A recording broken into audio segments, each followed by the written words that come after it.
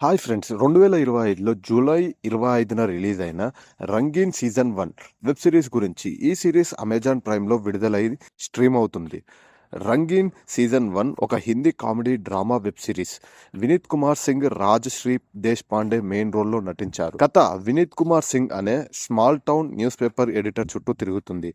అడర్మ్ జీవితంలో తన భార్యనైన ఒక గిగిలో సన్నీతో అఫైర్ ఉందని తెలియడంతో తల క్రిందులవుతుంది. అవమానంతో రగిలిపోయిన అడర్ష్ ప్రతీకారంగా గిగోల్గా మారాలని డిసైడ్ చేస్తారు. సితారా శిబాచంద్ నడిపే గిగోల్ సర్వీస్లో చేరి తన గిగోలగా మారాలని డిసైడ్ చేస్తారు. సితారా నడిపే గిగోలో సర్వీస్లో చేరి తన కొత్త జర్నీలో వింత అనుభవాలను సెల్ఫ్ డిసిప్లినరీ మొదలవుతుంది. కథ ఆసక్తికరంగా మొదలైన సిరీస్ తన టోన్, థీమ్ సరిగ్గా నిలబెట్టుకోలేకపోయింది.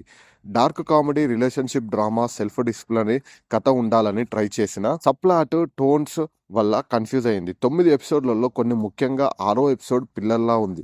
వినీత్ కుమార్ సింగ్ నటనలో డెప్త్ మిస్ అయింది. అడర్మ్ పాత్రలో చార్మ్ కురవడం, రాజశ్రీ దేశ్ పాండే పాత్ర సరైన స్కోప్ లేదు. ఒక ఎమోషనల్తో రిపీట్ అయ్యాయి.